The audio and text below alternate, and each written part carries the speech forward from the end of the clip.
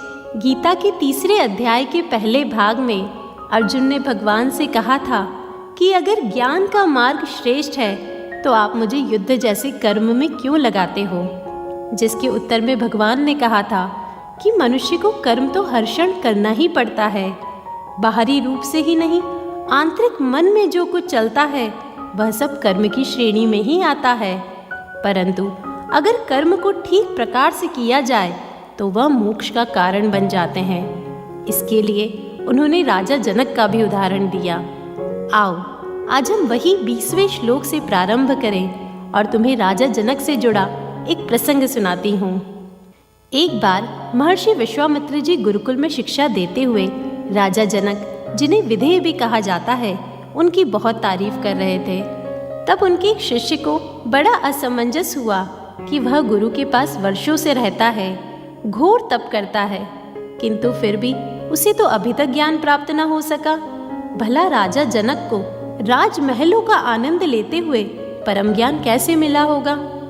गुरु अपने शिष्य का भाव समझ चुके थे, इसीलिए उन्होंने उसे आदेश दिया कि तुम स्वयं उनके महल जाकर यह देख आओ।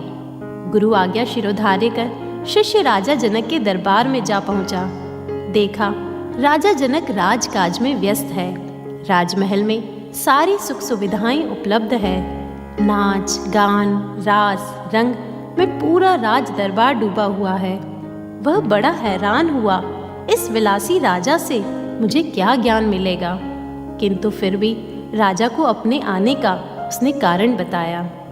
तब राजा ने कहा, आज तो शाम हो गई है, आप राजमहल को घूमकर देख ले, कल सत्संग और ज्ञान की बात करेंगे। तब उन्होंने उनके हाथ में एक दीपक थमाया और कहा, देखना यह दीपक बुझ ना जाए और रास्ते भी याद रखिएगा, अन्यथा महल की भूल भुलैया में भटकने पर मरने तक भी आपको कोई खोज नहीं पाएगा। शिष्य ने उस वक्त पूरा महल घूमा, परंतु मन में यही डर बैठा रहा कि कहीं दीपक बुझ ना जाए या वह रास्ता भूल गया तो क्या हो जाएगा। इसलिए उसे कुछ भी मज़ा नहीं आ पाया। अब उसे सोने के लिए सुंदर सुकोमल बिस्तरों की व्यवस्था दी गई, परंतु जब शिष्य सोने लगे तो उन्होंने देखा कि ठीक उनके ऊपर एक तलवार पतले धागे से लटक रही है। शिष्य रात भर सो नहीं सके, यही सोचते रहे पता नहीं कब धागा टूट जाए और तलवार से उनकी मृत्यु हो जाए। रात भर सोचते रहे गुरु ने कौन सी मुसीबत में फंसा दिया है। सुबह शिष्य राजा के पास जाकर बोले, महाराज अब क्या आज्ञा है। राजा ने बोला, आइए पहले भोजन कर ले। सुस्वाद भोजनों का थाल परोसकर शिष्य के सामने रखा गया और कहा, आप भोजन करिए। आप जानते हैं आपके गुरु का संदेश भी मेरे पास आ गया है। उन्होंने कहा है कि शिष्य को सत्संग में ज्ञान प्राप्त होना ही चाहिए, यदि ना हो तो उसे सूली से लटका दे। यह समाचार सुनकर शिष्य की सारी भूख मिट गई। वह हाथ जोड़कर राजा से प्रार्थना करने लगा, महाराज मुझे कोई ज्ञान नहीं पाना, कृपया करके मुझे घर जाने दीजिए। मैं वहाँ जाकर अपने गुरु से माफ़ी मांग लूँगा, परंतु बस आप मुझे यहाँ से जाने की आज्ञा दे दीजिए। राजा जनक मुस्कुराए और कहा, मैं तो आपको ज्ञान दे चुका। शिष्य ने आश्चर्य में पूछा, वह कैसे। राजा ने कहा, जैसे आप रात महल घूमे किंतु गुमने के भय से महल का सुख भोग न सके, उसी प्रकार मुझे हर समय ध्यान रहता है कि यह जीवन का दीपक बुझने ही वाला है, इसलिए मैं किसी भी सुख में कभी लिप्त नहीं होता। रात को ऊपर तलवार लटकती देखकर आप सो नहीं सके, इसी प्रकार मुझे प्रतिपल अपनी मृत्यु याद रहती है। मृत्यु कभी भी आ सकती है, इस सोच को मैं एक क्षण भी नहीं भूलता और अपने नियत सभी कार्य उससे पहले करने की सोचता हूँ। सुस्वाद भोजन में आपको जैसे सूली का संदेश सुनकर स्वाद नहीं आया, उसी प्रकार संसार में सब कुछ चल रहा है, घट रहा है, किंतु मुझे वह शाश्वत अंतिम संदेश प्रतिपल स्मरण रहता है कि मैं आत्मा हूँ और यह जीवन एक यात्रा के समान है। मैं माया, ममता, लोभ और आकर्षणों में कभी लिप्त नहीं होता। मैं महल में अवश्य हूँ, किंतु महल मुझ में नहीं। मेरे बच्चे, ज्ञानियों का यही परम लक्षण है कि वे संसार में अवश्य होते हैं, किंतु संसार के भोग उनमें जरा भी नहीं। वे कर्म करते हुए भी उनमें जरा भी लिप्त नहीं होते। शिष्य भी उसी क्षण परम ज्ञान को प्राप्त हो गया। मेरे बच्चे, हमें भी इस शाश्वत मृत्यु को याद रख अपने कर्मों को आसक्ति रहित करना चाहिए। तुम जानते हो, अगर हम बहुत ज़्यादा ना भी कर पाए तब भी हमें हर कर्म से पूर्व यह अवश्य सोचना चाहिए कि इसका फल हमें ही भुगतना होगा। इसलिए जहाँ तक संभव हो गलत कार्यों से खुद को बचा कर रखना चाहिए। जहाँ तक हो सके दूसरों के साथ शुभ व्यवहार करना चाहिए और बुरे कर्मों के जाल में खुद को कभी फंसने नहीं देना चाहिए। देखो, 21वें श्लोक में भगवान बोलते हैं कि श्रेष्ठ पुरुष जो जो आचरण करते हैं अन्य पुरुष उन्हीं का अनुसरण करते हैं। फिर अपना उदाहरण देते हुए कहते हैं, हे अर्जुन, मुझे इन तीनों लोकों में न तो कोई कर्तव्य है न कोई भी प्राप्त करने योग्य वस्तु अप्राप्त है, फिर भी मैं कर्म करता हूँ। क्योंकि हे पार्थ, यदि मैं सावधान होकर कर्म ना करूँ तो बड़ी हानि हो जाएगी, क्योंकि फिर अन्य पुरुष मेरे ही मार्ग का अनुसरण करेंगे और वे नष्ट भ्रष्ट हो जाएंगे। तब मैं ही इस समस्त प्रजा को नष्ट करने वाला बनूंगा। मेरे बच्चे, पहले उच्च पद आसीन लोग इस गीता ज्ञान का ध्यान रखते थे। वे हमेशा ऐसे कर्म करते थे जिससे उनके नीचे वालों को श्रेष्ठ मार्ग मिल सके, सद्प्रेरणा मिल सके।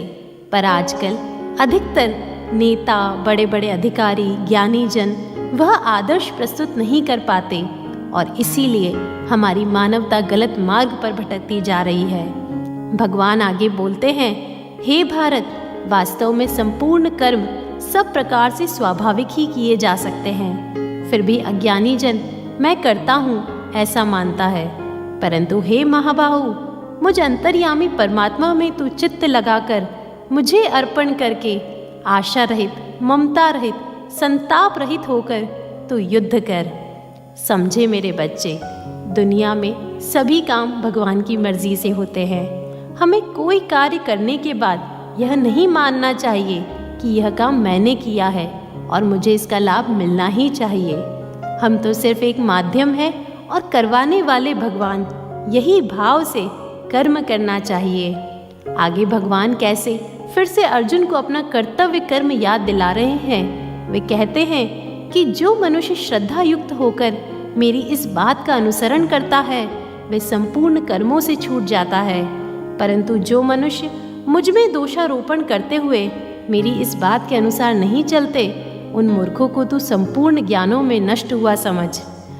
भगवान स्पष्ट बताते हैं कि मनुष्य की उत्पत्ति रजोगुण से हुई है, अतः उसकी प्रत्येक इंद्रियों में राग द्वेष छिपे हुए रहते हैं। मनुष्य को उन दोनों को वश में करना चाहिए, क्योंकि वे दोनों ही मनुष्य के कल्याण के मार्ग में उत्पन्न करने वाले शत्रु हैं। इसलिए कितने भी मुश्किल समय आ जाए, मनुष्य को अपना धर्म निभाना चाहिए, क्योंकि अपना धर्म निभाते हुए मरना भी कल्याणकारक है। अब अर्जुन की और अधिक जिज्ञासा जगती है। वे पूछते हैं, हे कृष्ण, तो फिर यह मनुष्य स्वयं ना चाहता हुआ भी किससे प्रेरित होकर पाप आचरण करता है, अर्थात क्यों अपना धर्म नहीं निभाता? तब भगवान बताते हैं, रजोगण से उत्पन्न हुआ मनुष्य काम अर्थात सांसारिक सुख भोग और संग्रह की कामना से करने योग्य कर्तव्य कर्म नहीं करता और ना करने योग्य पाप कर्म कर बैठता है। यह ऐसी अग्नि है जो कभी शांत होने वाली नहीं है और सब पापों का मूल है। इस संसार में मनुष्य का ये सबसे बड़ा शत्रु भी है। जिस प्रकार धुएं से अग्नि, मैल से दर्पण, पेट से गर्भ ढका रहता है, उसी प्रकार काम द्वारा मनुष्य का यह ज्ञान ढका रहता है। इसे ज्ञानी जन अपने दुश्मन की तरह जानते हैं। इंद्रिय, मन, बुद्धि यह तीन इसके केंद्र है, जिसके द्वारा काम मानव की बुद्धि को मोहित करता है। इसलिए हे अर्जुन, तू प्रारंभ में ही इसे वश में करके इस महान पापी को मार डाल। भगवान इस अध्याय के अंतिम श्लोक में कहते हैं कि स्थूल शरीर से इंद्रियां श्रेष्ठ है, इंद्रियों से मन, मन से बुद्धि और बुद्धि से श्रेष्ठ आत्मा है। इसलिए तू सर्वश्रेष्ठ, सूक्ष्म और बलवान आत्मा को पहचान कर इंद्रियों पर विजय पा। बुद्धि के द्वारा मन को वश में करके हे महाभाऊ, तो इस काम रूपी दुर्जन्य शत्रु को मार डाल। देखो मेरे बच्चे, भगवान कितना ज़्यादा इस काम रूपी शत्रु को बता रहे हैं, क्योंकि यह प्रत्येक मानव के अंदर सदैव विराजित रहता है। यह हमारे भीतर इंद्रिय, मन और बुद्धि से प्रवेश करता है। इसलिए ज्ञानी जन को कठोरता पूर्वक इसे संयम में रखने का प्रयास करना चाहिए, अन्यथा यह उनकी बुद्धि को ढककर उन्हें गलत मार्ग पर ले जाने वाला, उनके विनाश का कारण बनेगा। यह बात तुम भी अपने जीवन में याद रखना। यह काम रूपी शत्रु अर्थात सांसारिक सुख भोग और संग्रह की कामना कभी भी किसी भी इंसान की पूरी नहीं होती, मरते वक्त तक पूरी नहीं होती। यह भगवान भी बोलते हैं कि यह ऐसी अग्नि है जो कभी संतुष्ट नहीं होती, जबकि यह हमें हर समय भटकाने का काम ही करती है, हमें गलत मार्ग पर ले जाने का ही काम करती है। इसलिए तुम भी इससे सावधान रहना। यह समय समय पर तुम्हें भटकाने आएगी, पर अगर तुम अविचल बढ़ते रहे तो तुम परम कल्याण को पाओगे। इसी भाव के साथ वेद व्यास जी तीसरे अध्याय की समाप्ति करते हैं। मेरे बच्चे, इस ज्ञान को तुम याद रखना। ओम तत्सदिति श्रीमद्भागवत गीता सूपनिषत्सु ब्रह्म विद्यायां योगशास्त्रे श्री कृष्ण अर्जुन संवादे कर्मयोगो नाम तृतीयो अध्याय। जय श्री कृष्ण।